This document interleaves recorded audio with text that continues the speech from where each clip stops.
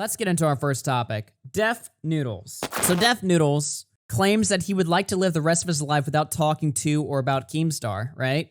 Except his entire channel, which it has been this way for fucking months now, is literally the Keemstar channel. So he's going on talking about Keemstar or something. Apparently he's getting a little bit schizo lately, right? He's accusing Keemstar of striking his channel, striking his podcast, also again accusing him of getting him banned from Twitter. Even though all of these instances of him getting striked, he's publicly posted the receipts and the reasons why he's gotten striked, and well, it didn't seem to have anything to do with Keemstar. Keemstar pointing out here, well, I guess let's start with Def Noodles, right? Let's see here. Keemstar tries to slander Def Noodles over Twitter suspension. Twitter never gave me a reason for my original suspension, leaving ample room for bad actors like Keemstar to fabricate a false narrative over the reason for my suspension.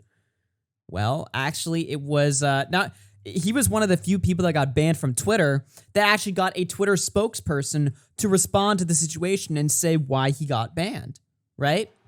And even Keemstar was against this. Even Cat 10 Punch tweeted about this back in July, right? You know, look, you can have a lot of criticisms of Keemstar, but like, he's not a flagger. Like, I've never gotten that fucking impression from him. The only instance I can think of that's like somewhat sketchy is the H3 shit where he's like emailing YouTube and specifically pinpointing like podcasts. Now, it seemed like that was more of a hypocrisy argument from Keemstar, but if he was actually telling YouTube to take down H3's content, then that's fucking gay.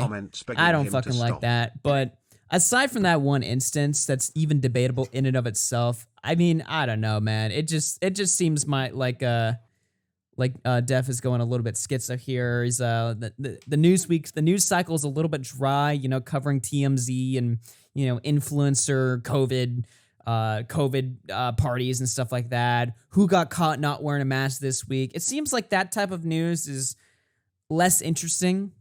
So he's got to find a way to spice it up a little bit. So Keemstar is like his only, he's like a one-trick pony, basically. Let's take a look at a recent segment from him.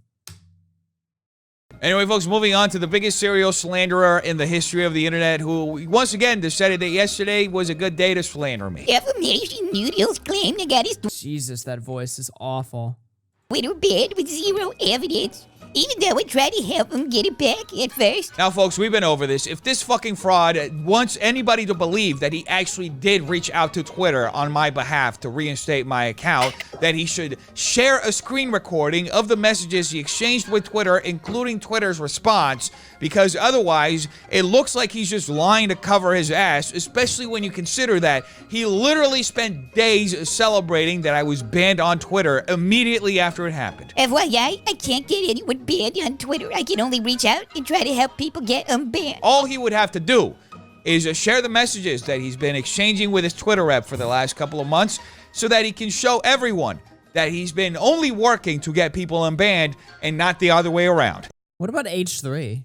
Has H3 tried to help this guy out? I don't know. It would be very... He didn't say anything publicly, but maybe he did behind the scenes and we have no idea. I don't know. I don't think Def Noodles has ever talked about it, but I don't watch his videos, so maybe he has. Easy for Keemstar to exonerate himself and prove that my opinion that he got me banned is wrong if he just put his money where his mouth is and actually was transparent about what he's been sending his Twitter rep. Otherwise, folks, I'm sorry, but I have a hard time believing that a person who has an extensive history of flagging his competitors to his YouTube and extensive history? I don't know about that. Twitter reps hasn't been doing the same thing to me. Now he got a YouTube strike and claims I did it. Zero evidence. Yes, it is my opinion that Keemstar has something to do with the latest episode of my podcast getting taken down for a... Okay, so get a load of this. So not only is Keemstar an asshole, I guess, for trying to help him, he's just lying or something like that, right? Okay. But apparently Keemstar took down Def Noodles' podcast. I didn't even know he had a podcast. Yeah, same. Whoa, wait. Let's take a look at this. Wait. The Def... Where is it? Does he not have it linked? Wait, I think it might be in the description of his video. The Def Noodles show. Oh, Def Noodles show. Keemstar does not want you to watch this video. I told him about Keemstar. So if you were so worried about this guy flagging you, why would you make multiple videos? Like, that's the thing, right? It just doesn't make any sense, right? And also, this video that it got flagged, he even shows the email. Foolishly, he shows the email why he got flagged. It was because it violated their child safety policy, right? So you're telling me Keemstar tried to get the podcast taken down for child safety? Like, what? Wait, and he's saying definitively Keemstar did it. Yeah. Like, at least when, like, you know, we were making speculations about H3 potentially being behind, like, taking out Gokinaru's video or whatever, we had, like, maybe circumstantial evidence and it was just speculation. Yeah. But he's just straight up saying he did it here. Just because fuck it, why not? I mean, it's YouTube, you know, you can literally just say whatever the fuck you want at this point and just win, I guess. I don't know. Yeah, and if Keem were to help take it down or like ask YouTube to take it down, wouldn't it be taken down for bullying and harassment, not child safety? Yeah, was there something in the video?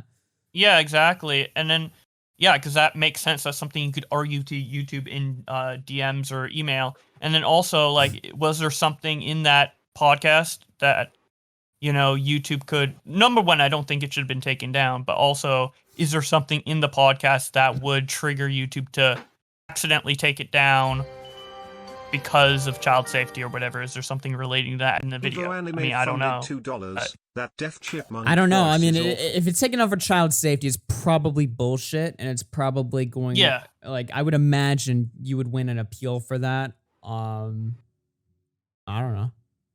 A community guideline strike for minor safety, because, folks, I've reacted to that exact same video on this channel with no problems. As I said in yesterday's video, there are numerous re-uploads of that video. Also, didn't this guy make like a bunch of videos and tweets calling Keemstar like a literal pedophile? Like, don't you think you'd go after those ones?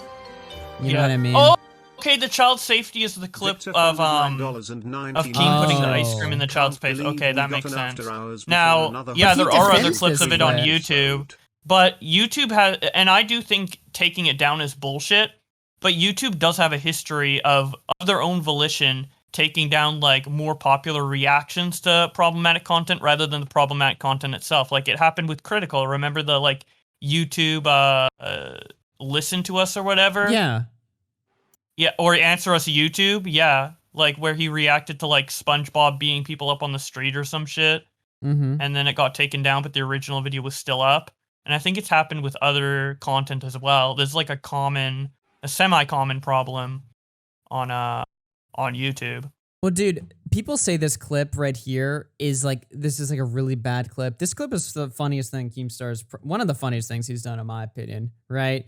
They get this kid who's like an actor or something. They like fucking break like an Xbox in front of him, smash ice cream in his face. It's obviously like a fucking bit and stuff like that. But people take it so seriously. They're like, oh, what the fuck? Keemstar's bullying kids on the random kids in the street. It's like, no, this is obviously a fucking goof. Like, what do you mean? It's funny. So these kids need to be bullied sometimes. Mm-hmm.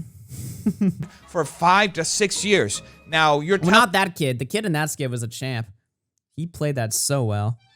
Telling me that I make a video reacting to this exact same clip, which I've reacted to, other people have reacted to, and those videos are all still up. And for some reason, mine gets taken down in 4 fucking hours. I mean, that's my opinion, folks. I believe that he had something to do with it. If Keemstar really has proof he has. Fuck it, dude. That's the Def Noodles show. Yeah. At least he said it was his opinion, although in the community post he said it was Keem straight up. He probably should have worded that better. At least here he says it's like his opinion, so it's not guaranteed. Defamation Noodles. Yeah. I don't know. I mean, there is a possibility that Keem could have, like, you know, DM'd YouTube. I personally don't think that happened. I mean, that is a possibility, and if it comes out that that did happen, like, okay, but I mean, there's also he doesn't have possibility enough that he, like, proof. murdered a kid or something. I don't know. I guess. I don't know. Well, I mean, Keem has emailed YouTube before, but I just don't think he would about the specific random video on his second channel. Who the fuck knew that Deaf Noodles even had a podcast in the first place? Like, yeah, exactly. Who's watching this shit? I wasn't. Yeah, I don't know why he would target that video specifically and not, like, other ones then, right? Yeah. If we're going by that logic of Keemstar trying to take down all of Deaf Noodles' videos. So it is possible, but I don't know. I don't follow his logic here in terms of believing that it's Keem. Oh my god. Somebody sent this to me. So apparently Deaf Noodles has also been going on saying that Keemstar called him a pedophile or something like that. And this tweet was sent to me, right? And at first when I saw this, I was like, wow, this looks awful. Deaf Noodles has allegedly groomed girls from ages 12 to 15. Big YouTuber source. Victims are scared of him and wish to stay anonymous, but may come forward soon. # drama alert. Apparently the context to this is that Deaf Noodles had just put out like 20 tweets calling him like a fucking pedophile, wife beater, racist and stuff like that. Just randomly, just went like a fucking spree. And I actually remember that because we did an after hours covering all of that, right? And so this was his response. So optically it looked horrible, but like, I mean, I don't know, dude. It's just two people. It's almost like an Ethan Ralph move here where it's like, fuck it, I'm just gonna do the same thing. I don't know. This is weird. Yeah, if I were to make that joke, if I were Keemstar and would make that joke, I would like preface it like by saying like, "Hey, Deaf Noodles is saying all this false shit about me. Fuck it, I'll say some false shit too." And then he like puts that shit instead of just straight up the false shit. Yeah. It's so funny though, like seeing this tweet like on its own without like the context. Just Keemstar just randomly went mask off one day. It was just like, you know what? Fuck him, dude. We're gonna burn him to the ground.